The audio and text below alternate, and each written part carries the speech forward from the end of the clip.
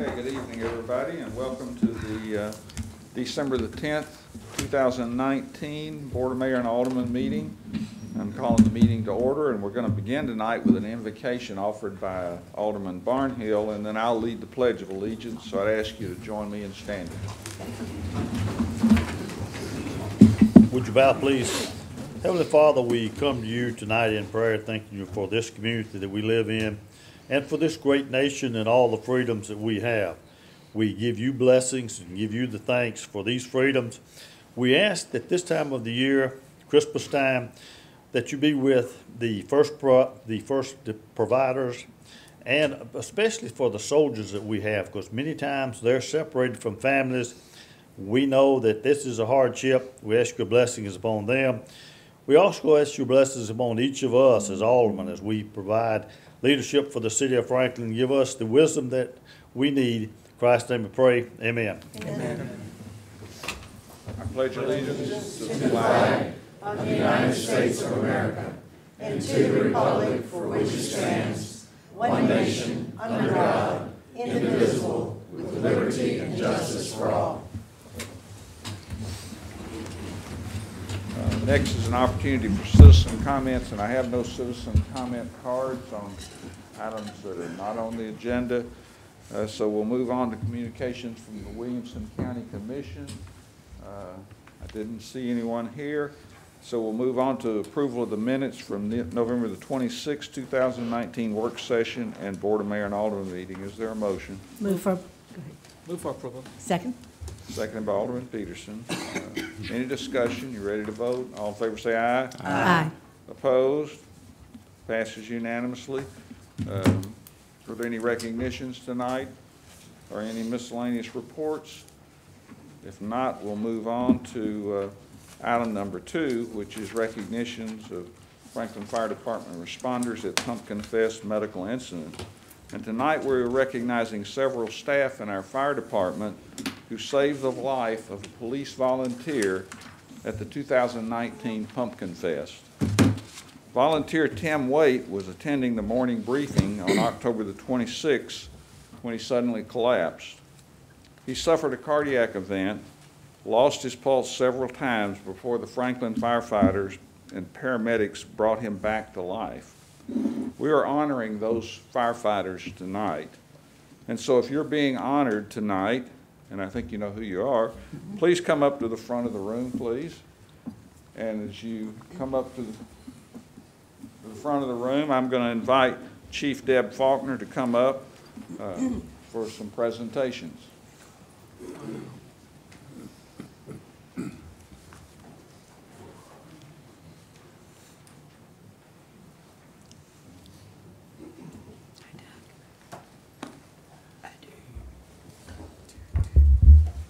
Thank you, Mayor Moore. Board of Aldermen, we're honored to be here tonight. All of us in public safety, both fire and police, train and take an oath to protect life. This is at our core of our profession, and it's also our calling. There's no greater gift that any of us can give than to honor our calling.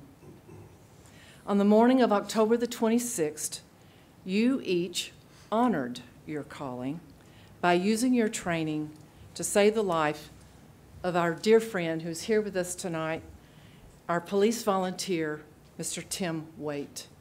We are so thankful that you are here and you could be here especially tonight. The men and women of the Franklin Police Department wanted to thank our brothers and sisters of the Franklin Fire Department by presenting each of you with a Chief's coin in recognition of this life-saving event. We appreciate and value all you do all of the time in support of the city of Franklin. We appreciate your friendship. What you do matters. Please always know that. And may God continue to bless you and protect you always. This is clearly and truly a Christmas miracle, and we're thankful for it. Now, in the police world, this Chief's coin is a big dang deal, okay? Just so you firemen know, all right? Let me explain it to you. It's a big deal. So I hope you think that it is also. Now, as Officer Ryan Shulman is here with me tonight, and he's going to call your name, I realize that some of the firefighters couldn't be here tonight because they're in training or in travel mode, and that's okay. We want y'all to stay real trained up, because I might need you.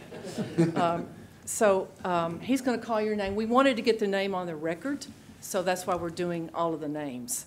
But please step forward, and not only do I want to give you the coin, certainly the mayor wants to recognize you, and Mr. Waite wants to shake your hand and thank you as well.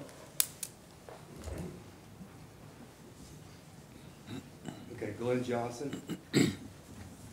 Chief, thank you. Thank you, Chief. Thank you very much. Yes, sir. Greg Wild. Captain, thank you. Jace Pickle. Thank you very much. Joe Burwell. Thank you. Daniel White. Thank you very much. Alan Fullwood. Thank you. Andrew Ivy. Thank you. Kurt Edelman. Thank you very much. Doug Bowman. Thanks very much.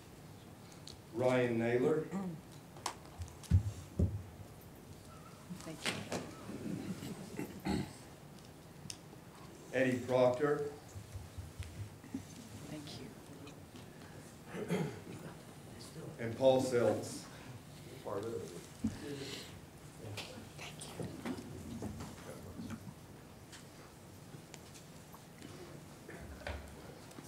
And there are two that couldn't be here tonight, is that right? Okay. Can I give these to you, Chief, and trust you? Okay. Thank you very much. I think it's appropriate that we have a number of special guests in the audience tonight joining Tim, and I'd ask you to stand. Our police volunteers are here. Police volunteers are here. And, We couldn't make it without them.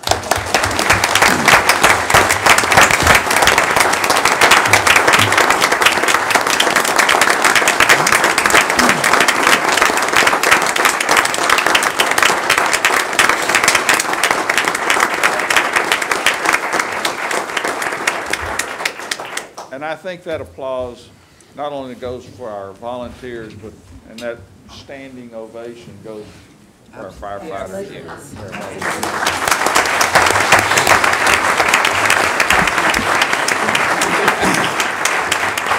We're going to get a quick group picture. And I want to say one other thing. I am the Franklin Police Volunteer Coordinator, which makes me kind of the boss, which volunteers, I don't really have no power whatsoever. All my volunteers are super hard workers, Tim being one of my hardest workers.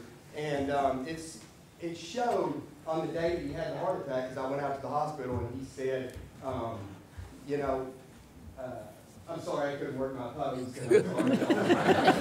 But they also cut my shirt. And I said, well, I can get you another shirt. But I will tell you this, it's been 7 weeks, and Tim has not worked any shifts. And so I think he might be using the short sleeve shirt as an excuse. So Tim, here's your short sleeve shirt.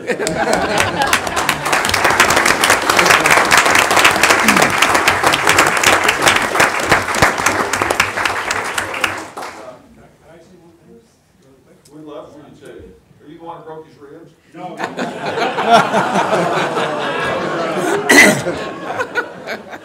Just to give you an idea, Here you go. Please use the microphone. over a 30-minute period, Tim's stopped breathing and he had no pulse. And these guys behind pushed some drugs, and we did some things over that span. And 30 minutes later, when it was time to put him on the cot, and you guys know where I'm going with this, there was 10 people working together. Most of these guys at one point had their hands on you. But when it was time to pick him up, after doing compressions, ventilations, and shocking you several times, we said, on the count of 3, we're going to put him on the cot. And this is where you're unique. On the count of 3, put him on the cot.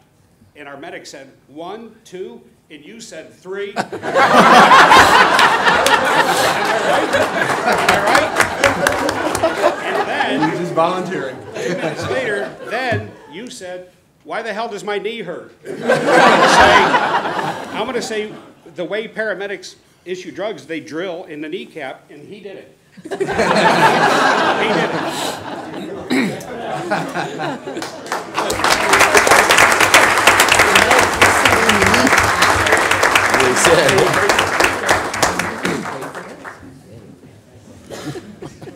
Go on in there, everybody, and hold up your coin.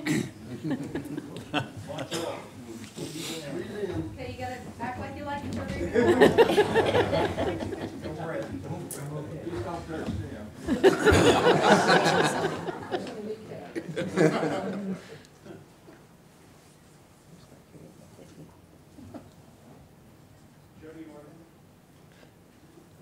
I'm gonna do one from this angle. Come a little bit closer. All right, smile. Steve. Thank you, guys. Thank you. That's awesome. Go Bucks. Mr. Mayor, I would just add, I'll say what I said to the group that morning, which is we take care of our community and we take care of each other, and that's what these folks all exemplify. So just so grateful that Mr. Wade is here and for the response and the training that our folks have. So thank you for that. That does bring to the attention, though, there's another community event coming up this weekend. That's right. For police volunteers and lots of other volunteers. Tim, you on that one or not? Okay, we'll get you on soon. But Dickens of a Christmas is coming up this weekend. Saturday, it goes from 10 p.m. to 10 a.m. to 7 p.m.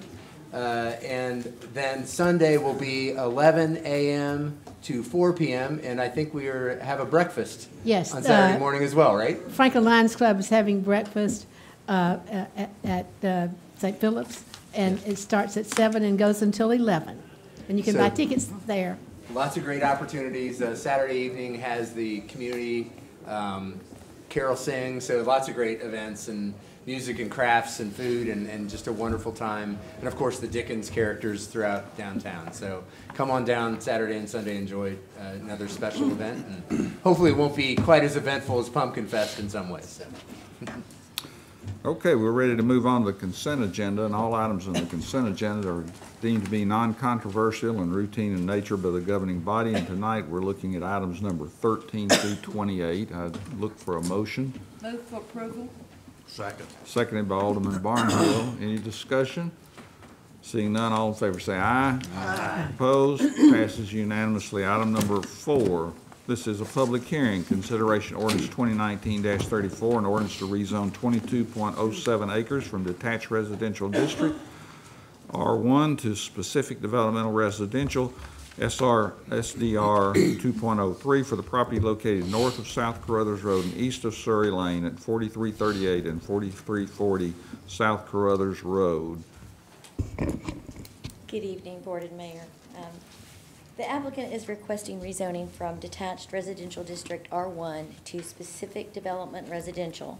The zoning change is appropriate based on the Envision Franklin design concept for this property.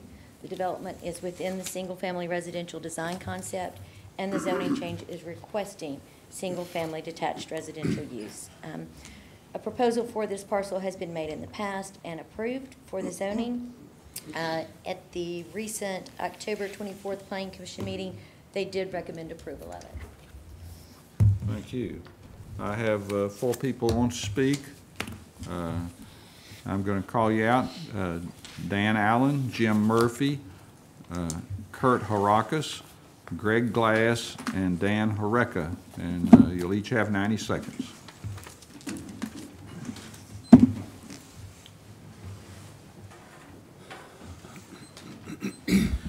Good evening. Thank you for the opportunity to speak tonight. My name is Dan Allen, and I'm speaking on behalf of the property owner this evening. 80 years, 5 generations. That's the story of the Glass family on this property. They've been here a very long time. They've been part of this community a long time. I want you to step back a second, and I'd ask you to think about all the things that this family has seen over the years as they've lived on this property. You know, when they first got this property, it was largely agricultural and farmland. And they have seen over the years a pattern of development form around them that has gradually taken place, and more homes have been put in place over time.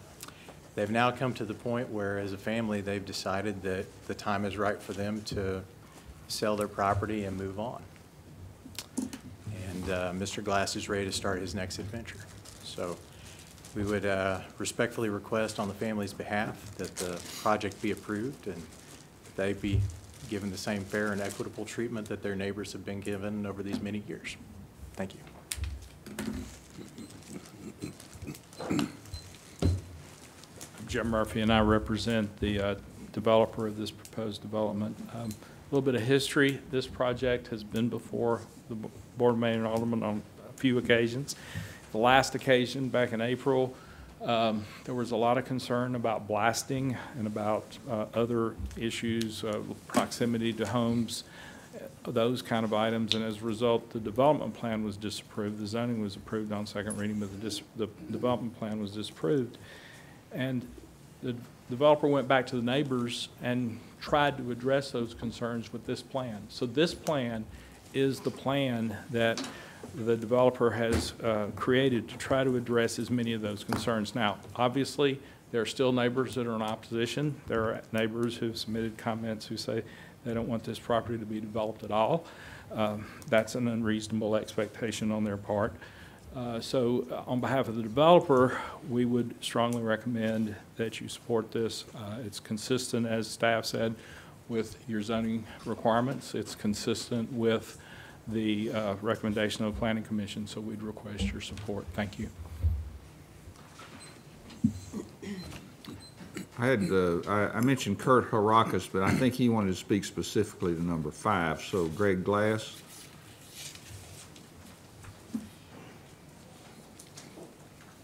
Good evening. My name is Greg Glass.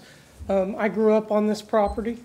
Like has been said before, we watched as everything around us has been developed, and we would just like the same opportunity to do that. Currently, one of the aspects is we want to stay in this area, and by developing this, this will allow my family as a whole to stay in this area, my children to stay in their schools, my youngest son to go to the best place for therapies, and that we can continue to be a part of this community. I just request your approval on the zoning and the development plan. Thank you. I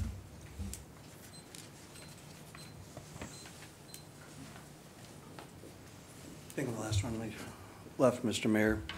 My name is Dan Horica, and I live at 505 Biltmore Court, and I'm on a property directly adjacent to this development. The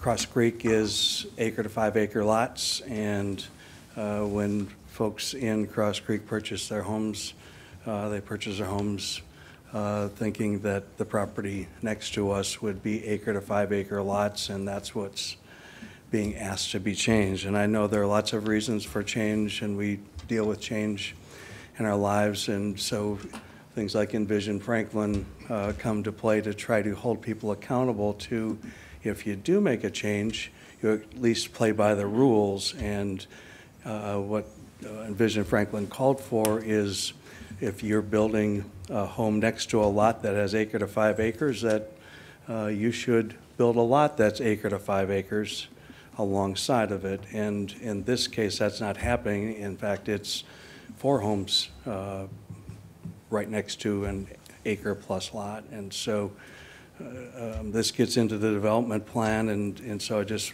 I guess, want to talk about the rezoning right now, and it just seems like we should know that they're going to follow the rules with the development plan if we're going to approve a zoning change.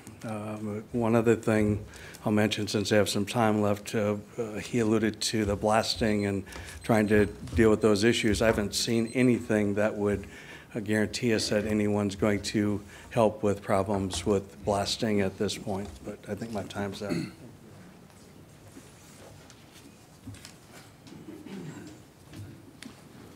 Okay, seeing nobody else, we'll declare the public hearing closed. Entertain a motion. I move for approval. Second. Seconded by Alderman Barnhill. Now, open for discussion. Alderman Martin. Well, first of all, I want to say that the Glasses have done every single thing that we asked them to do. They've reduced the development by several lots. They changed the walkway. We tried to accommodate the neighbors by the changes they've made. They had a professional talk to us about the blasting. You know, that's not all what we want to see maybe, but as I have told groups before that have come in, if you want to control a piece of property around you, buy it. I know that sounds harsh, but that's the fact. You can own it, you can control it if you buy it.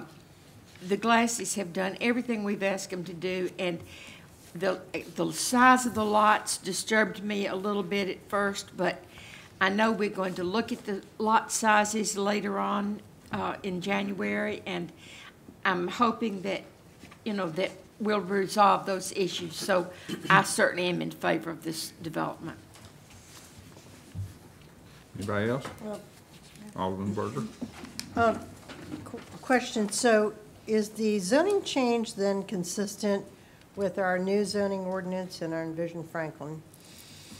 How does that line up? I have not examined this against the new zoning ordinance because it is coming in against the current ordinance. It does address Envision Franklin and meets the requirements for Envision Franklin. It does? Yes. Okay. And then I do have a question about what is the lot size? Again, refresh my memory with the lot sizes on the outside towards the The zoning ordinance outside. requires that properties on the border be 75% of the lots that they're already platted lots that they're next to.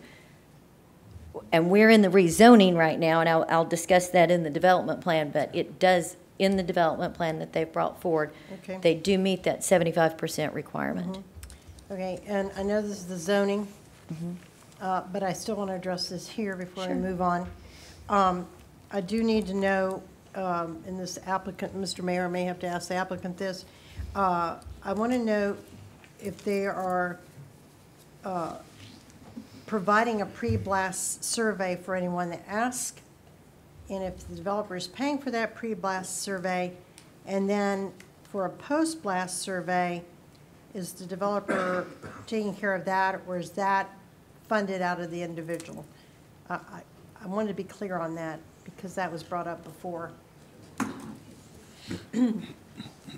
I'll allow him to answer that with a Thank you. yes or no. Thank you.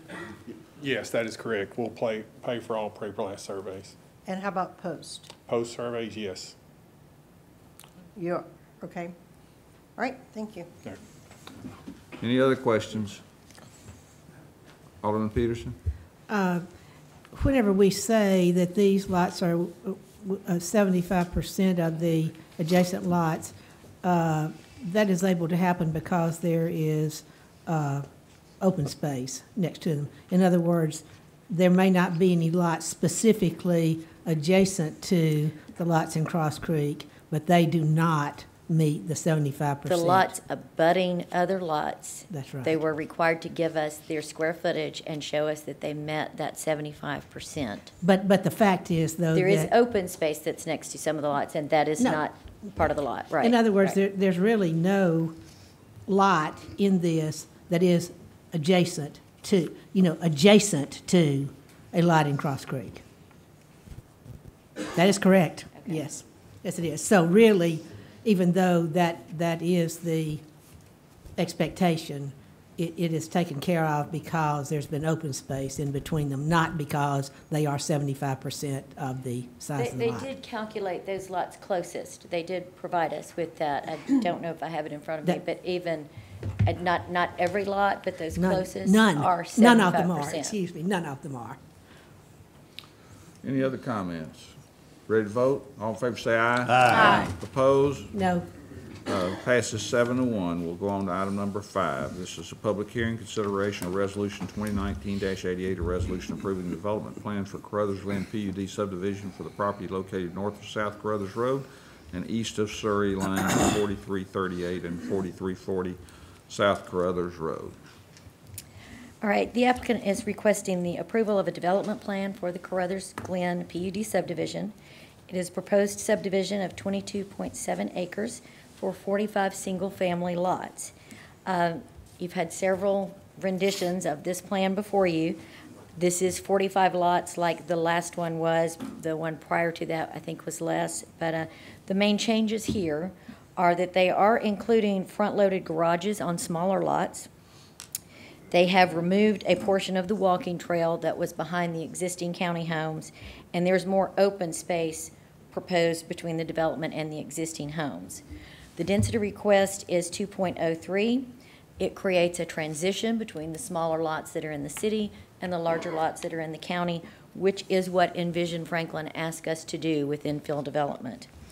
Lot sizes reflected along the perimeter of the property, not every single lot, but they have provided calculations for those that are closest do meet that 75%.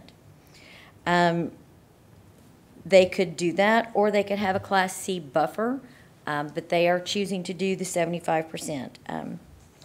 The applicant is also proposing to pave and extend Meandering Way, which comes from the existing subdivision of Falcon Creek, and this extension is in going with the consistent standards that we have for our connectivity. They cannot connect Biltmore Court. The county abandoned that right-of-way in that area so that could not be connected into Cross Creek, but they are providing right-of-way dedication on their side of it. I will point out that elevations are not approved at the development plan stage, but conceptual elevations submitted for the proposed development are not consistent with Envision Franklin. A policy for minimum lot dimensions was adopted as part of Envision Franklin for a variety of reasons. One of those is because of the proportion of the garage and the house on the lot. We'd like the house to seem like it's more than the garage. So we have the standard of a 65-foot width for the lot for front-loaded garages. This development plan does show conceptual elevations with front-loaded garages on lots less than 65 feet in width. So we have two conditions of approval, condition 33 and 38, that speak to that.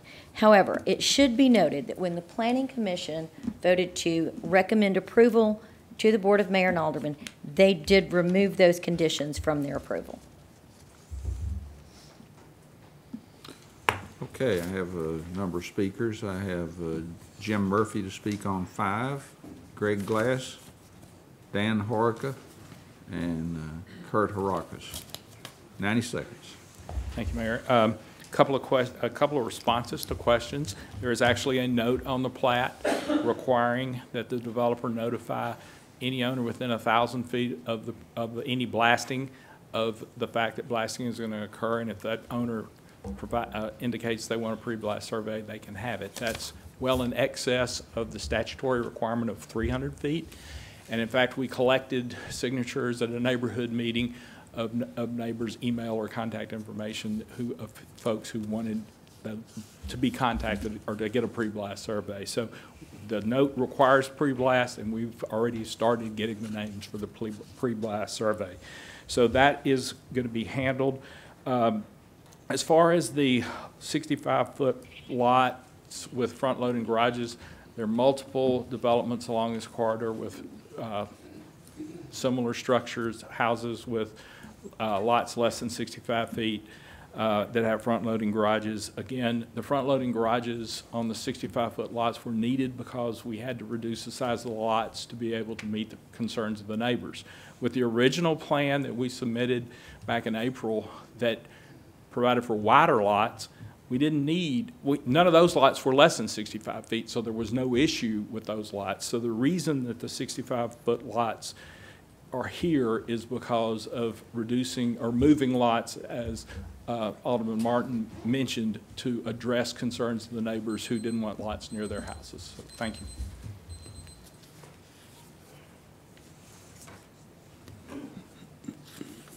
Hello again, my name is Greg Glass, and I grew up here at this property.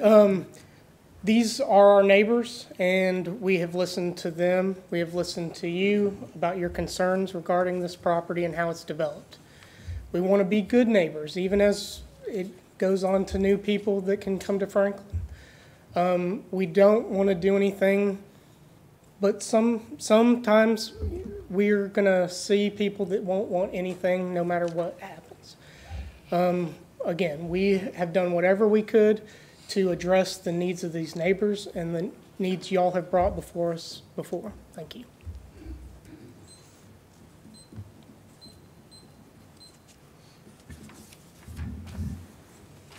Go ahead, Dan. So I know they're telling us that they tried to do everything that they could to work with us. I don't see a lot that's changed from the plan that you turned down here recently. The developer did contact me after they were turned down and sent me a nice plan to take a couple homes away from our lot. Instead of 4 right in our yard, they brought it down to 2, and I was happy. We were elated with that. And then when we saw the plan show up, it didn't show up, right? Now there's 1 space pushed into our front yard that instead of taking out 2, when you count it, they took out 1, and they alluded to it in the Planning Commission meeting. But saying that you're changing a lot doesn't mean that you're doing a lot. The young lady from the city said that there's a larger space in between the lots and the end of the subdivision. I don't see that larger space. I have a question on that. I'll certainly look at it. But the blasting, the man who came up here said, we will cover the pre-inspection and post-inspection. I don't know who we is. From what they said at the meeting, I think that's the insurance company. The insurance company that's responsible for the blasting company, not us. Who's going to be responsible for the damage? Because most of us have $1,500, $2,500 deductibles on our homes, and it was stated that we would be responsible and not them to be responsible. So I don't know who's going to cover the blasting. Did you get to finish all your points? Mr. Harakas. Yes, sir. Yes, sir. I'm the site work contractor and blasting contractor that's going to be doing this project. Kindly, the whole gist of we're heavily regulated for blasting and things like that, and how everything goes is we set up and do a pre-blast survey. Everybody has within 72 hours has to be notified that that we're going to be in the area doing a pre-blast survey. If they want to have their house surveyed, they have to notify our company and let us know that, you know, hey, we're going to be we want to be included in this survey. We send somebody out to photograph their place, take pictures of everything and stuff like that. So the next process is once we get started blasting, we have seismographs within 300 feet of the blast shot or the closest structure to the area. That is heavily regulated. It is when every shot goes off, there's a text message that goes out to our seismograph company, to ourselves, and everything like that. If we go over a certain limit or whatever, it's notified automatically to the state fire marshal's office or whatever, and we have to let them know that our vibrations got over a certain amount. So we're heavily regulated on that aspect of it. Within, the state law is within 300 feet of the blast zone. I know we said we'd do over 1,000. That's fine, and we're going to take care of that cost and the post survey cost as well. If anybody calls with any kind of claims, we'll go out there and we'll investigate and we'll take care of it. Thank you. Okay, I don't have any other speakers cards, so I'll call the public hearing closed, but I'll recognize Mr. Gurr needs to make a comment. Thank you, Mayor. For a point of clarification, given this conversation about the blasting survey, as the gentleman from the developer explained, he's absolutely correct. It is highly regulated, but the state law does only require a pre-inspection survey and to those properties within 300 feet. They have graciously offered to provide it to people within 1,000 feet if they wanted. 300 is the minimum, but also the post-inspection survey, which includes pictures as well. If that's their commitment, I would advise, so we make sure we have it as a condition of approval on the development plan, that the developer will be responsible providing both a pre and post-inspection survey, not only within 300 feet as required by law, but to those property owners up to 1,000 feet from the area of development. Okay, is there a motion? Motion to approve. Appropriate motion, is there a second? Second. Second by Alderman Speedy. Open for discussion. Alderman Barnhill, you made the motion. You want to make a comment, or you want me to yield to somebody else? No, the motion itself. It's interesting that we keep running. Let me stop you right there and make sure that your motion included the pre and post. No, my motion did not include the 1,000 feet pre and 1,000 feet post. If you want that needs to be an amendment to my motion then. Okay. But I did All not, right. my motion did not include that in there. Just a clarification. You still good with a second? Yes. Okay, all right, go ahead, open for discussion. It's interesting that we're going back to the blasting thing, because if I remember correctly, Falcon Creek was one that was concerned about the blasting, and that's basically what stopped the last time that we had the beating up here, was the blasting itself. They then went back and readjusted some of the lots and the lot sizes for this gentleman right here. But this gentleman right here, are you representing, can I direct, are you representing Falcon Creek? No. It is. I mean, your Cross Creek, Falcon Creek was one raised the objections to all of the blasting and so forth. Yours was, and I remember very distinctly, yours was the fact that they were building two houses, what you consider to be closer than your backyard than what you wanted it to be. And yet we've got the 1,000, we've got the blasting issue back up. I have no objections to my amendment, my motion being amended to include the 1,000 feet. They've agreed to do that if somebody wants to do that. But my motion did not include that in there. And we basically have manipulated around this thing for months now. And we had a plan that was approved by the Planning Commission, was approved by staff, came to the board here and was disapproved based upon my knowledge. Blasting was the biggest issue. That there may have been some other issues, but blasting was the biggest issue that we had. And we've gone back. It looks like they've addressed the blasting issue. It looks like they've over-addressed state regulations. So if someone wishes to make the motion to amend mine, I have no objection to doing that. Who else would like to make a comment? Alderman Peterson, then Alderman Blanton. Just to go back to talk about, again, the size of the lots, there is not one of these other than the open space lots that are 1 acre. And the lots in Cross Creek are all 1 acre or more because they are developed in the county, and that was what was required then. So please look back. It's on what's called the site plan, and on the development plan, it's page 4 out of the 10. But if you look at the size of the lots, as I say, the only lots that are 1 acre are the lots that are the open space lots. Not a single residential lot is 1 acre in here. Then we had Alderman Blanton. I'm good. Okay, any other comments? Alderman Berger? Yeah.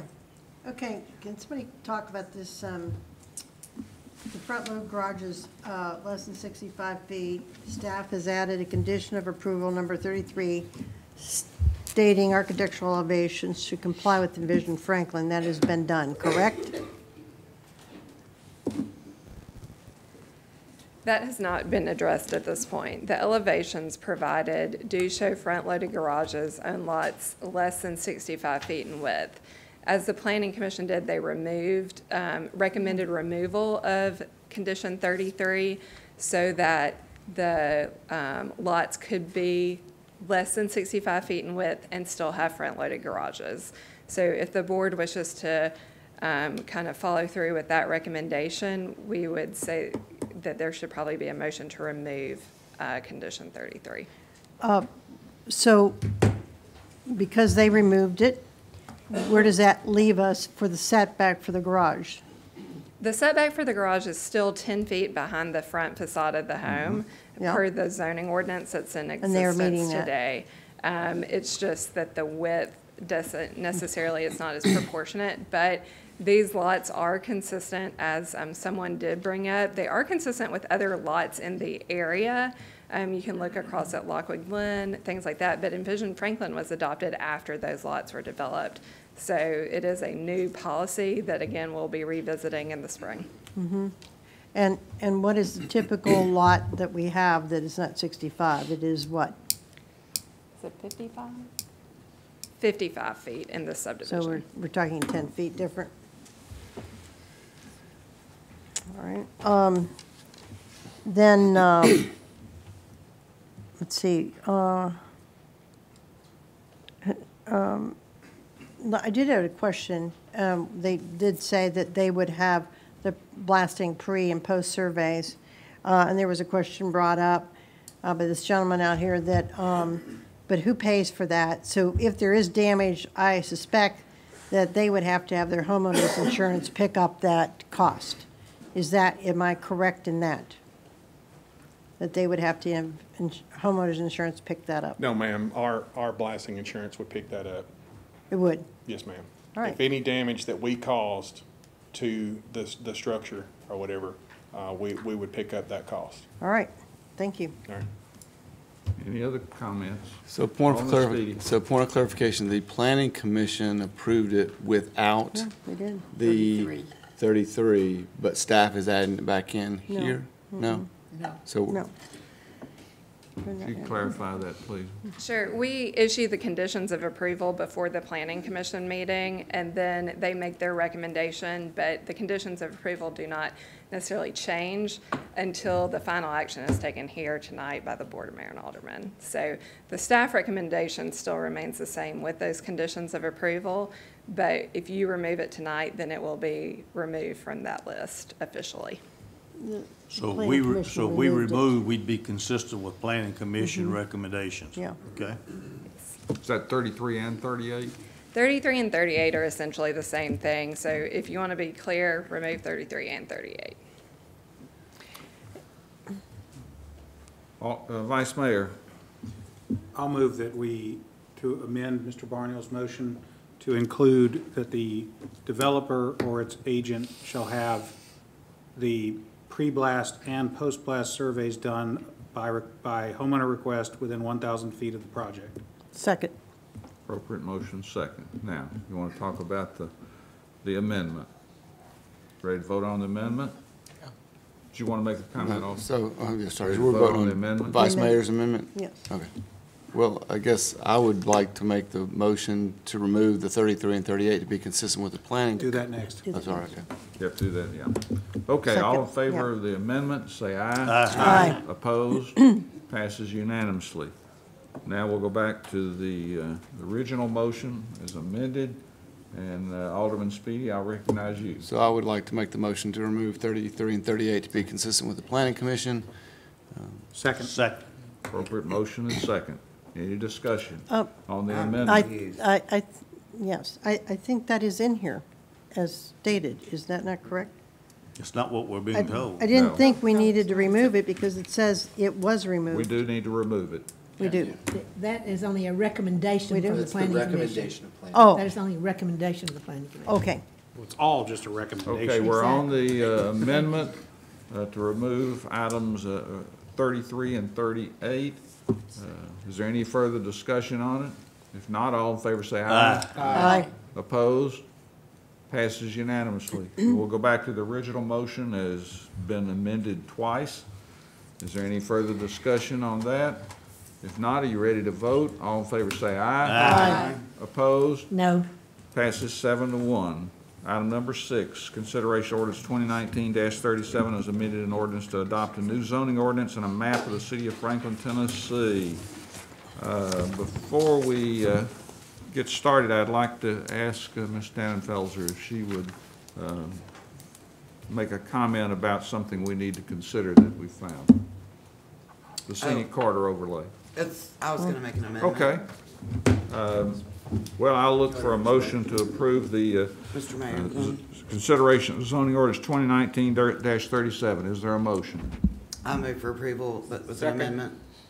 Seconded by Alderman Bransford. Okay, I'll now recognize Alderman Blanton. So my motion is to amend the scenic corridor overlay district so that the 150-foot setback on the north side of McHatcher Parkway ends at the CSX right-of-way rather than Liberty Pike. Second. Second.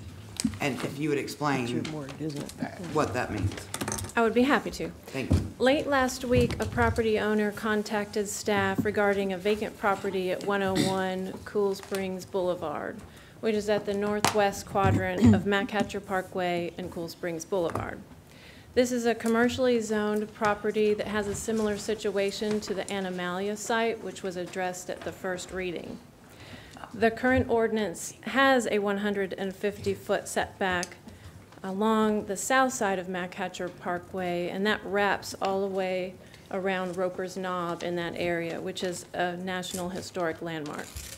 The same setback is on the north side, but it stops just short of the subject site. But Envision Franklin recommends the 150-foot setback, wrapping both sides of McHatcher to reach a property that's east of this site, which is large and undeveloped and is adjacent to Roper's Knob as well. The overlay as drafted will significantly impact the subject property, which would make it a prime candidate for a variance request. But if the overlay is removed pursuant to the amendment provided by Alderman Blanton for the north side of McHatcher Parkway, staff believes the corridor to the east can still be preserved through Envision Franklin because that property to the east will likely come through with a rezoning request. Thank you. Okay, any question about the amendment made by Alderman Blanton? Ready to vote on the amendment? All in favor say aye. Aye. Opposed? Passes unanimously. We'll now go back to the original motion as amended.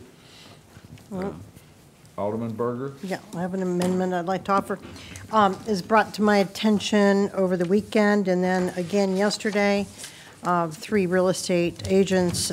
2 are in closing.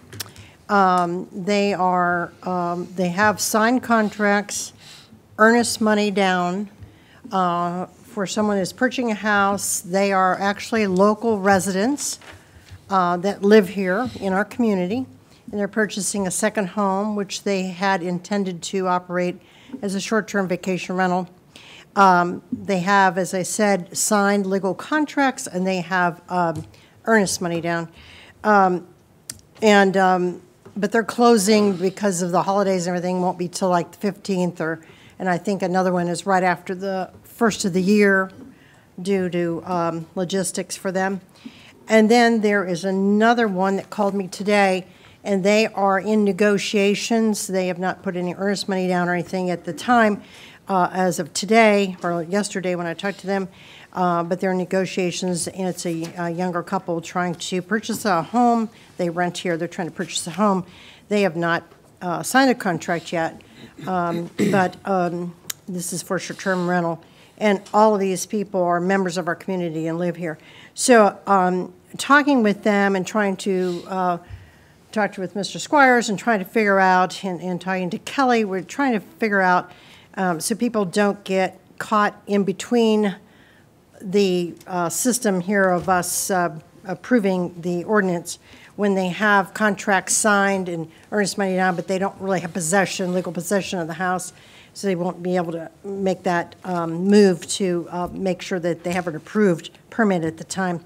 So talking with staff and our attorney, I'd like to offer this amendment, a move to amend section 1.2.6, and this is just to clarify, to permits for certain short-term rental properties, where an applicant can show, and this would have to be shown, by the way, something would have to actually be written, it wouldn't be hearsay, where an applicant can show that earnest money has been exchanged or a contract submitted for the purchase of property intended to be used as a short-term vacation rental prior to the effective date of this ordinance.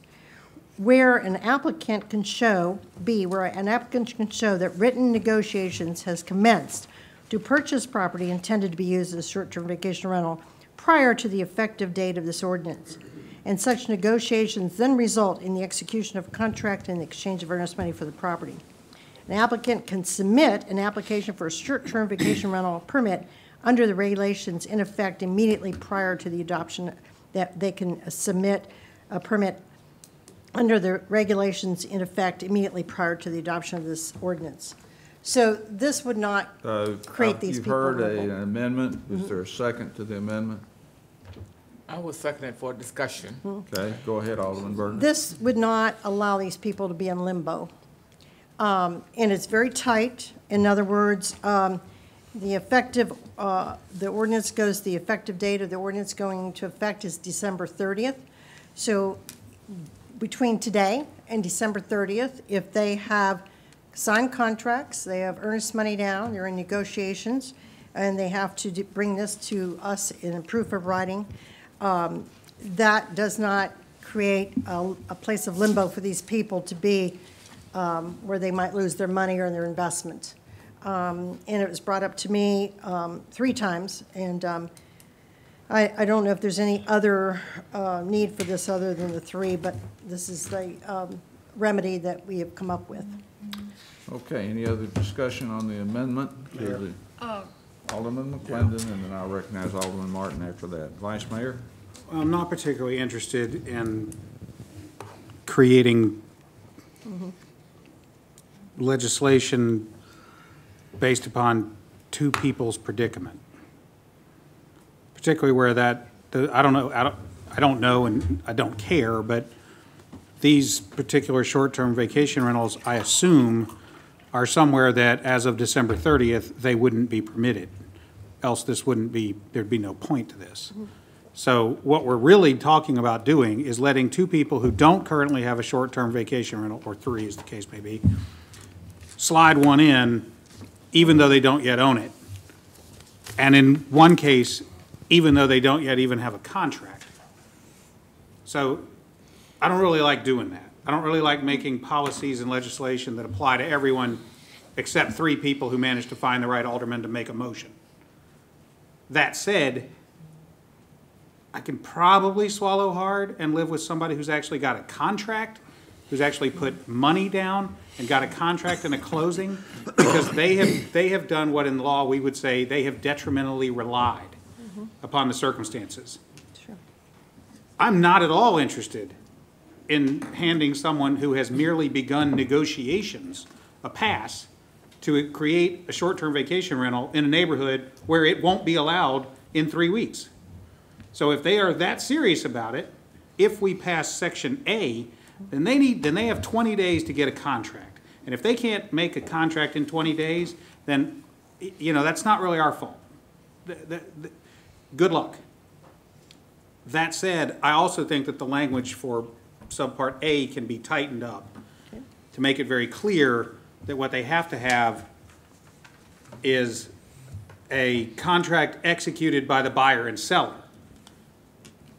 So I'm going to move to amend Alderman Berger's proposed amendment by deleting Section B entirely and including the words, after the word contract, including the words executed by a buyer and seller. Because otherwise, I don't really know what, or a contract submitted. That just means somebody had to write one and send it off. It hasn't even been accepted. So only in the case of somebody who's got a buyer-seller signed up on the same contract or earnest money exchanged, am I interested in making a short-term vacation rental where they otherwise wouldn't exist in 3 weeks. And if you're not there, then I'm not interested in helping. I'll second Okay, that. there's a second. I'll second Now we're that. discussing the amendment to the amendment. And are you going to address the amendment to the amendment, Alderman Martin? I'm not sure which I'm Well, discussing. originally I had said I was going to recognize you for the amendment that Alderman Berger made. That's what I guess. And Alderman, or the Vice Mayor, has said that he wants to amend that by eliminating Section B and changing the language in Section A to indicate after an executed contract by buyer and seller. So do you want to address that at all? I don't want to address that. Okay, we'll Well, come. wait, I would like to. But go ahead, you've got some others. I'm just wondering, would we not be better off to defeat that motion and reintroduce the amendment as the Vice Mayor has suggested? Well, I think it's already amended it's to the already amendment, amended. so that's where I'm holding it if Okay, well, it's not whatever. too complicated. That's my favorite, whatever, you know. Mine are never. Alderman Peterson. My question, and it is, well, I shouldn't say this. My comment is, it's kind of getting into another gray area, you know, and these things are, as far as I can tell, even if there's some kind of contract, it doesn't necessarily mean that that contract says it must be a short-term rental, does it? So I have a problem with the whole, as I say, it just seems like it's a gray area that's going to keep on having little extra pieces. Do you want to comment, Alderman Martin? I want to comment at some point before we vote. Why don't you go ahead and comment, and I'll decide whether I'll let you comment. All right, we Strike it have, from the record. Yeah, we have strike the whole thing. the zoning ordinance prepared that we have voted on. We've talked and talked and talked about it.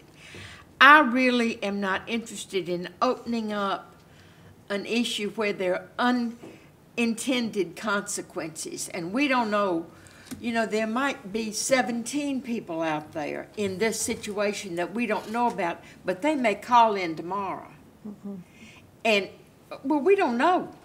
They may call me and say, well, you know, this is what we want to do, and we want to have a contract signed, and we want to do this. I would prefer not doing anything to the ordinance, the zoning ordinance as it stands, to let it go as it is. And I agree with Alderman McClendon. I don't think we can do this for 2 or 3 people, or maybe 17. Alderman Berger. I'm perfectly fine with striking B. My main concern is, and I do believe that Alderman McClendon is absolutely right when he says when people in good faith according to the ordinances that we have now, have moved forward, and they're in the midst of, the two people that know of, signed contracts, earnest money down, they have money down. And the only reason they are buying these, one has a home, but the other one, I believe the rental, they are renting here, and they are permanent residents, but they're buying a property for short-term rental. These people already have signed contracts, they have earnest money down. They're caught between a rock and a hard place here, and it's an unintended consequence that they find themselves in, but they, in good faith, did this according to our regulations that we have. And Margaret, if 2 or 3 other people come forward, they have to have a signed contract. They have to have earnest money down. It's not just somebody wanting willy-nilly that, hey, I think I might do this. They're out. They can't. So this, and I agree with tightening it up, being executed by a contract being executed by a buyer and seller. I totally support that. Okay, any other comments? If not, we're ready to vote on the amendment to the amendment. All in favor?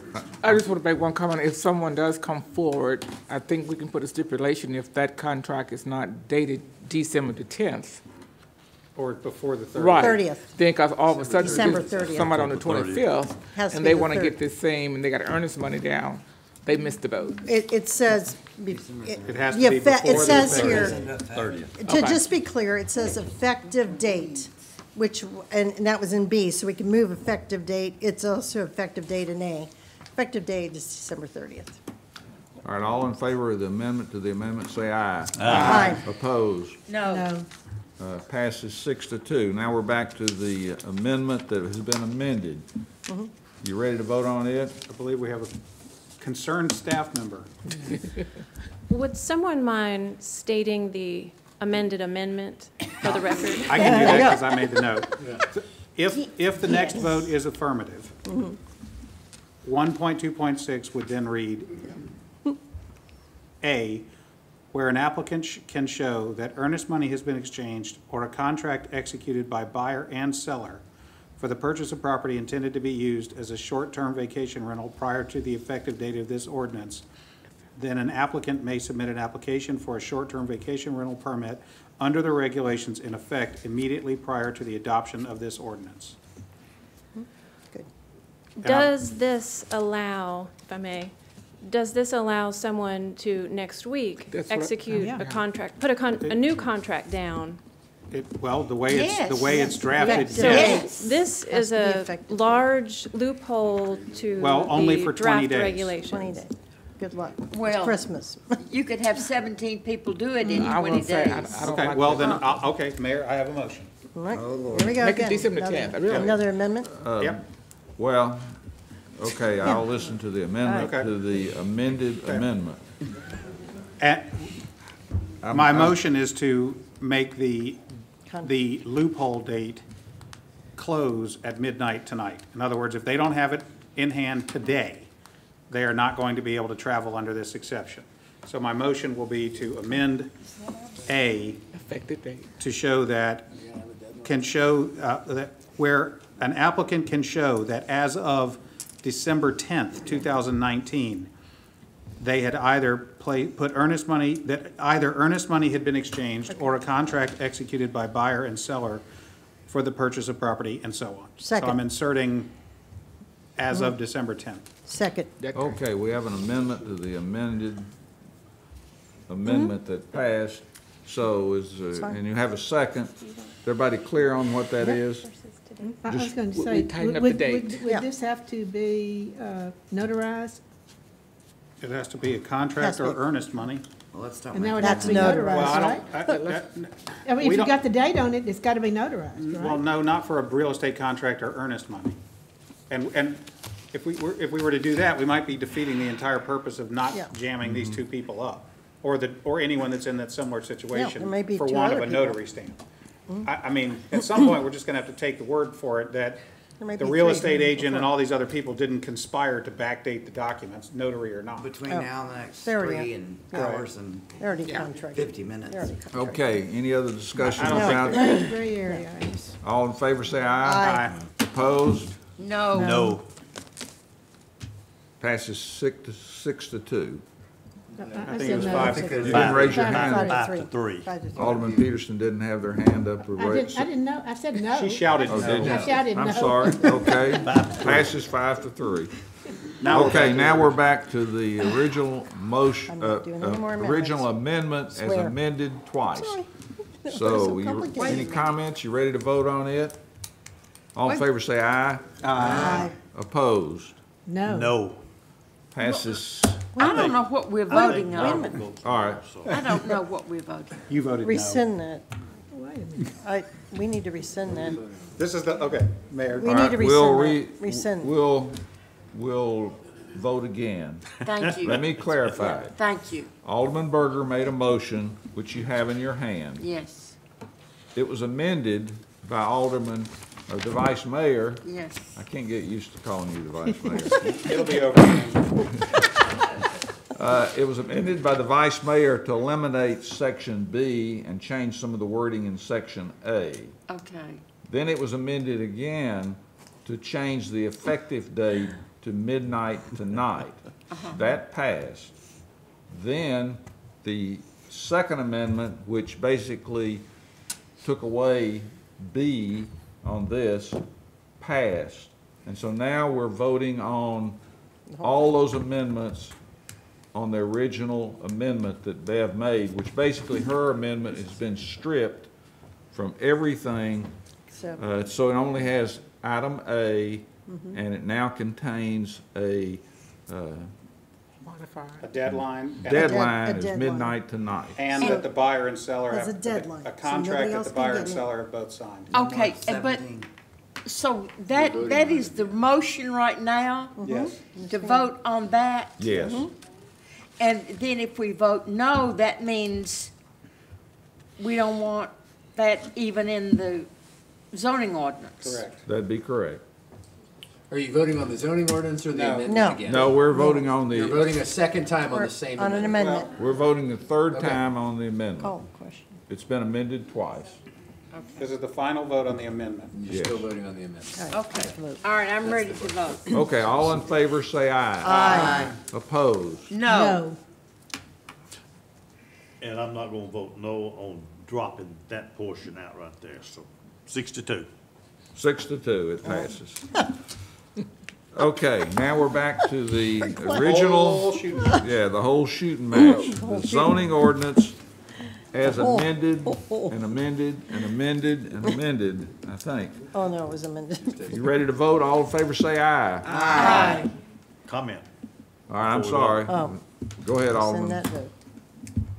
We're not even remotely close to being through on this zoning ordinance and the amendments that we've got coming up and what work we've got to do. I mean, I've got calls from people who are at issues that we're not even bringing up. And it's somewhat questionable and concerning that Alderman Martin has brought up, that we're amending something that we're gonna be looking at in a month, 6 weeks, or whatever it is, to go through to address some specific issues. There's gonna be specific issues coming up constantly on, I think, on this particular zoning ordinance, and I think we've just touched some of those. I make that as maybe a public statement or whatever we wish to interpret that, but we've got our work cut out for us going forward, and just this portion of this right here tonight, going through what we went through, is just an example of what we're heading to. Okay, any other comments? Ready to vote? All in favor say aye. Aye. Opposed? Passes unanimously. Item 7, consideration procurement award to TriStar Energy LLC of Nashville, Tennessee. I ask to defer this to 1/14/2020. Move So to moved. defer. Seconds. Second by Alderman Bransford.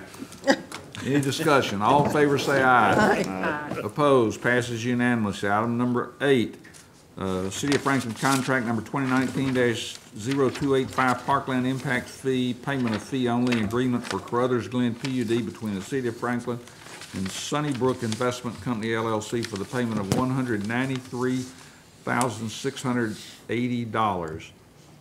Is there a motion? Motion to approve? Second. Seconded by Alderman Barnhill. Any discussion? Ready to vote? All in favor say aye. Aye. Opposed? Passes unanimously. Item number 9, consideration ordinance 2019-44, an ordinance to establish a 2-hour parking time limit on both sides of Second Avenue North from Main Street to Bridge Street in the city of Franklin, Tennessee. Is there a motion? Move for approval. Is there a second? Second. Discussion. Discussion? Discussion. Vice Mayor? I'm gonna say it every time. I think we should have thrown a 4-hour blanket over everything and left it at that. Make an amendment. Every single month that we have one of these 2-hour, 4-hour, whatever debates just confirms in my mind that we're never gonna make everybody happy, and that making everyone unhappy with a middle-of-the-ground approach is the best we can do. So I'm gonna oppose anything that's not 4 hours anywhere in downtown. Any Can other I just comments? clarify that this was requested by the property owners in this section? And that's I just wanna be- exactly, I just want to be clear. 'cause That is wasn't- clear, and that is exactly the problem, is that we are literally spot parking, we are doing spot parking rules, depending upon who can get an alderman to sponsor their request. Any other comments? Alderman Blanton, then Alderman Barnhill. Dana and I both voted against the 4-hour parking, and as we know, but what I want to say 2 hour. about this, You said 4. against the 2-hour. You said 4. Yeah. So we voted for 4-hour. Anyway, Watch the tape, but okay. sure, it's, okay, I need to get to the hospital. But I do want to say that when I was approached by said business on 3rd Avenue, who was frustrated that all of the parking had gone to 2 hours and it was being pushed in front of their business, I was told that they could not solely by themselves request for 2-hour parking, that they had to go to the DFA and DNA to get their buy-in before they could do anything. What?